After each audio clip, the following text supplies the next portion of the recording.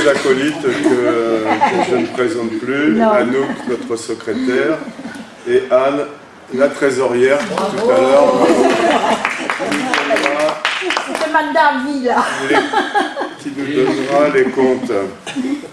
Donc cette assemblée aura à se prononcer sur le rapport d'activité, sur le rapport financier, fixer le montant de la cotisation, mais je crois que c'est juste symbolique parce que depuis la naissance de l'association, on avait fixé à 10 € et ça nous donne les moyens d'exister malgré la hausse du coût de la vie.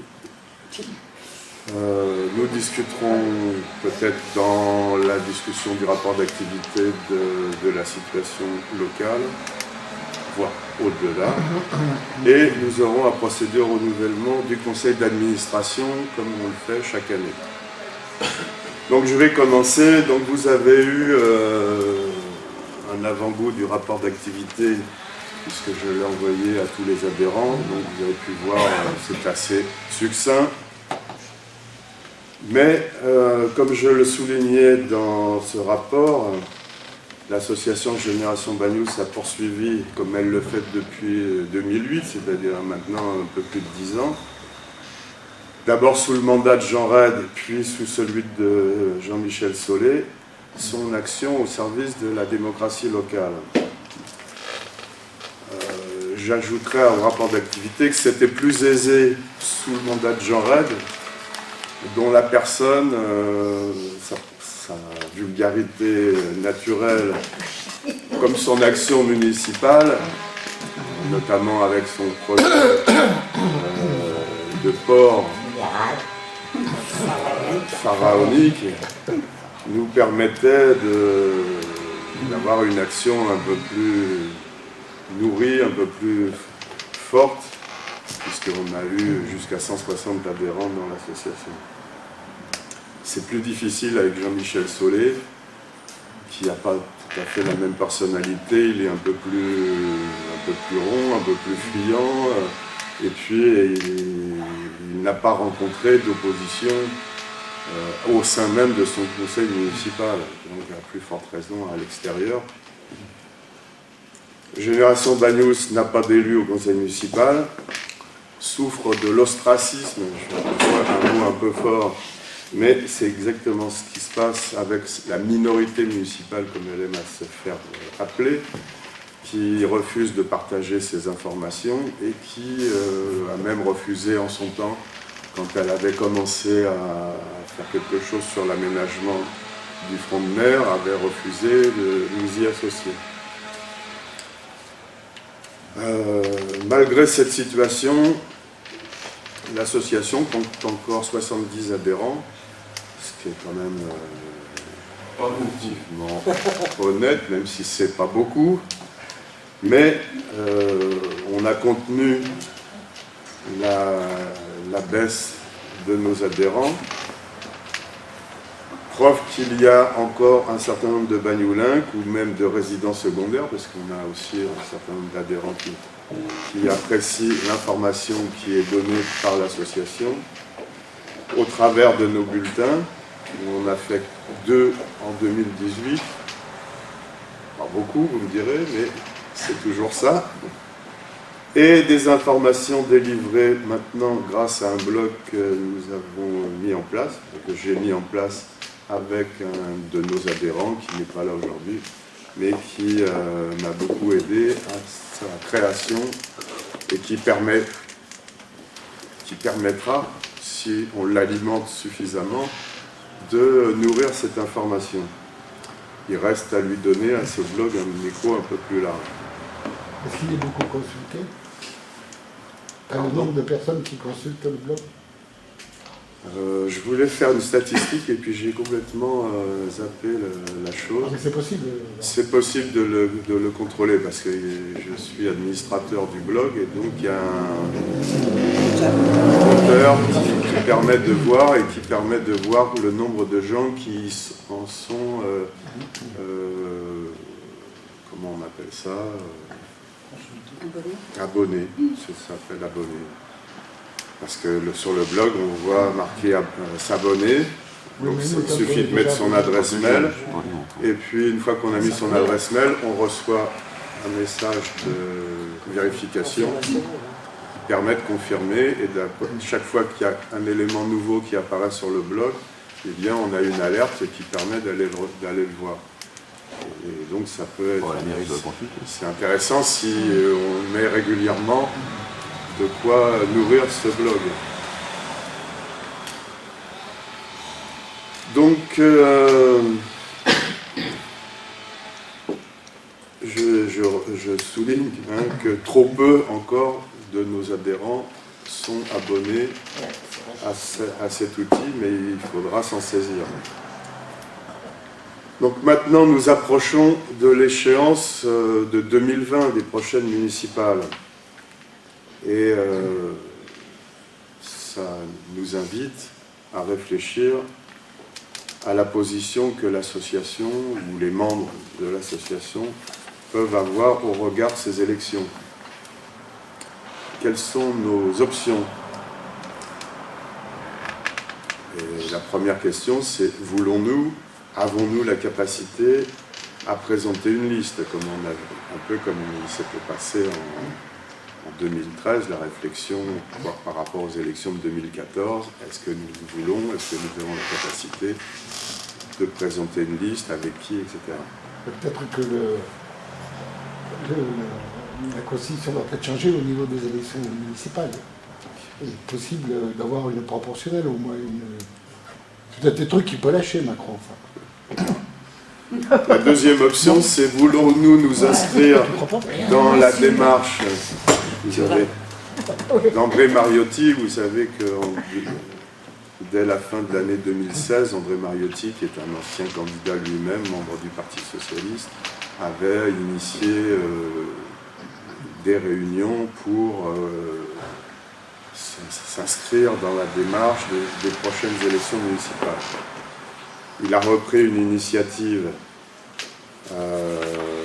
en 2018, au mois de novembre, pour faire se rencontrer des gens, alors des triés, ce sont des noms qui étaient membres des anciennes listes Agir, Rassembler, Transmettre, qui était la liste de Roger Rouille, des membres de la liste Bagnouz solidaire et citoyenne, c'était la liste Sanchez, Parti communiste, et des membres de la liste Génération Bagnouz, donc ont été invités à se réunir dans l'objectif de préparer une liste pour les prochaines municipales.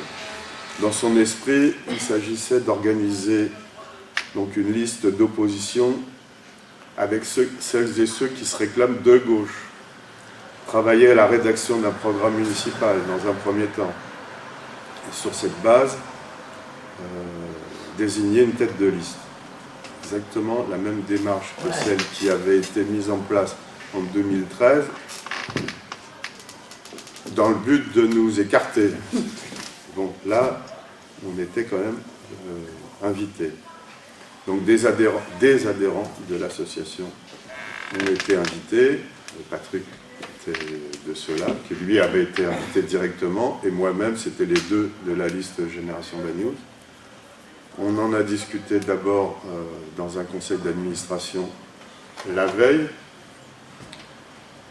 pour dire, voilà, nous allons aller voir, écouter ce qui se propose dans ce cadre, et puis après, on n'en dit pas beaucoup plus, et on reviendra à un deuxième conseil d'administration qui s'est donc tenu après, pour dire, voilà, ce qui se propose. Alors, c'est ça la démarche. On se réunit pour rédiger un programme basé sur l'idée qu'il ne faut pas laisser continuer Jean-Michel Solé pour un deuxième mandat qui se profile à l'horizon, dont il a déjà lui-même évoqué la possibilité, et fixer un certain nombre de grands thèmes, la viticulture, l'aménagement de la ville, les besoins de la commune, etc. Mais au sein de cette assemblée qui avait été réunie, personne n'avançait sa candidature pour mener cette liste. On fait un petit tour de table, et toi, et toi, et toi, pas non, pas moi, bah non, moi j'ai pas envie, moi j'ai pas l'âge, parce que Mariotti avait dit, pour que ça soit bien, il faudrait que ça soit quelqu'un qui ait entre 55 et 65 ans. Donc ça éliminait d'entrée un certain nombre de gens Qui tiennent au moins tout le mandat. qui sont hors cadre, qui sont Non, bon. il a corrigé après. Oui, il y avait donc Patrick et moi. Oui, merci, Anne. tu m'as oublié. Non, mais j'allais le dire. Anne et Karl, qui étions présents les quatre. Donc si je dis des bêtises, vous me corrigerez. À la suite de cette rencontre, qui devait se prolonger fin janvier, début février, pour l'instant, on n'a rien vu venir. Mais enfin, j'imagine que le fait d'avoir publié dans le bulletin de l'association une position qui était assez nette pour vouloir écarter des gens qui se réclament de M. Macron, ça pouvait peut-être gêner un certain nombre de personnes qui étaient présentes à cette réunion, qui, elles, se réclament de M. Macron, mais sans l'avoir dit le jour de la réunion. Pourquoi tu dis monsieur? Tu peux dire carrément Macron, mais... Jupiter. Macaron,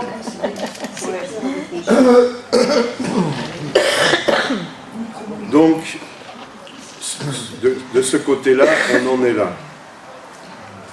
La troisième solution, c'est rester en dehors de ce processus, pas de liste, pas dans le cadre proposé par M. Mariotti, je le dis aussi monsieur, et donc rester en dehors, rester indépendant et garder une autonomie. Voilà la situation. Autre élément, dans la dernière période, c'est le grand débat national, qui est une opération lancée par M. Macron pour, à mon sens, tenter de mettre un coup d'arrêt à la grogne débutée en novembre par les Gilets jaunes et qui se poursuit aujourd'hui, même avec un début de jonction, on a vu ça dans certains lieux, de jonction avec les syndicats. J'avais proposé, moi, assez tôt, je pensais, de publier un bulletin spécial sur cette question, notamment sur la position à prendre par rapport à la participation ou non à ce grand débat national. D'autant que le maire de Bagnous avait annoncé lors d'une petite allocution, j'ai écrit quelque part, jupitérienne, c'est-à-dire exactement dans la même position que Macron le jour de ses vœux, debout, un drapeau de la République française, un drapeau de l'Union européenne, faire son allocution pour annoncer ce fameux débat. Jean-Michel Solé a fait exactement la même chose dans son bureau, debout, drapeau français, drapeau européen et drapeau catalan quand même, parce qu'on est à Bagnous, on ne sait jamais, exactement. Et donc il avait annoncé son intention d'organiser ce fameux grand débat à Bagnous quand il aurait les éléments pour pouvoir le faire. La première date, c'était hier soir, à Bagnous. Donc Karl était présent, il pourra nous raconter comment ça a été organisé. Il y avait, paraît-il, 70 personnes. Je n'y étais pas, parce que moi j'ai déjà d'entrée annoncé. Si vous voulez, je peux vous dire un mot. Je finis. Je te laisse la parole après. Bon, je pensais que publier un bulletin spécial rien que sur la question pourquoi certains ne veulent pas aller assister, ça permettait, avant qu'il démarre, de donner une position et puis de permettre aux gens qui se posaient des questions par rapport à ce débat d'avoir un éclairage différent de celui que le maire avait l'intention de leur donner. Ça, c'est pas fait, je trouve que c'est dommage, mais on peut encore, peut-être, si on fait relativement vite, rattraper le coup. J'ai vu Xavier, qui est notre metteur en scène, maquettiste pour le bulletin, qui ne pouvait pas être là parce qu'il a la garde de ses enfants ce matin, qui est d'accord pour faire le plus vite possible si on a l'intention d'en faire un. Donc si on voulait en faire un, on peut le faire dans les 8-10 jours qui suivent. Parce que d'après ce que j'ai compris, le maire de Banyuls a l'intention d'en organiser plusieurs de ces débats, comme ils le font un peu partout. Donc, je pense que c'est l'occasion de manifester une certaine vitalité de l'association. Je pense que si l'association veut continuer à exister, à survivre, au moins jusqu'aux prochaines élections municipales, elle se doit de réagir avec un peu plus de vigueur que ce qu'on a manifesté ces derniers temps, pour ne pas laisser la parole au seul maire, qui montre, s'il fallait encore le démontrer, son allégeance à la Macronie. Voilà, c'est ce que je voulais rajouter au débat. Donc je vous... Bon, la Macronie ou autre chose, hein. C'était la LR, ce serait pareil. Oui, Hein. oui, mais enfin là, c'est... Bon, hein. Le genre de casquette. Voilà.